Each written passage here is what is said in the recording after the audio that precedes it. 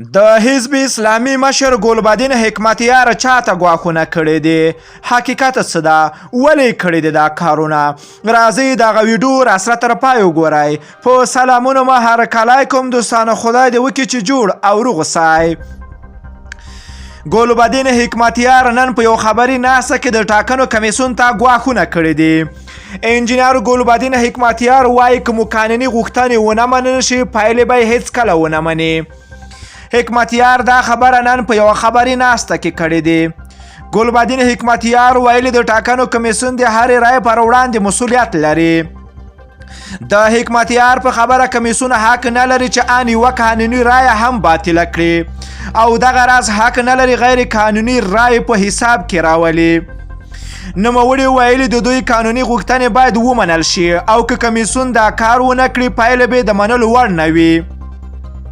حکمتیار د سولې په تړاو هم خپلې څرګندونې وکړلې او ویل چې افغان جګړه یوازې د بین الافغاني خبرو له لارې حل وړ ده او دې ته تمه شته چې دغه خبرې ژره تر ژره پیل شي.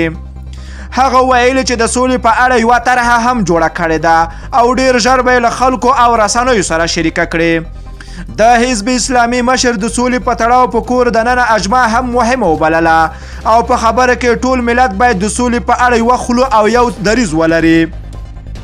حکمتیار وروسته له هغه د ټاکنو په اړه تریخې څرګندونې کوي او چې د ټاکنو خپلواک کمیسیون ته یې ګواښونه کړي دي چې په لومړیو کې اعلان شوي پایلې کې تر ولسمشر غني او ډاکټر عبدالله عبدالله وروسته راغلی ده.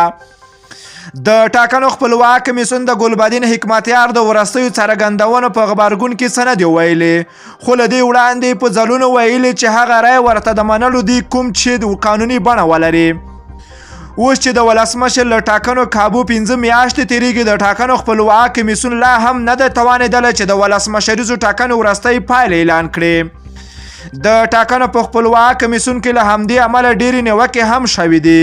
افغان ولس بیا د ټاکنو له کمیسیون نه د پایلو ژر تر ژره اعلان غوښتنه کړې ده او ویلي دي هر ځل د پایلو جنجالي کېدل د دوی باور پر حکومت کمیدلی شي. دوستانو ستاسو خواږه نظرونه اوس غواړم چې ولې داسې کارونه په افغانستان کې تل کیږي، د حل لاره یې څه ده؟ راځئ خواږه کمنټونه راسره په ویډیو کې وکړئ. که ویډیو مو خوښه شوی نو لایک او شیر کړئ.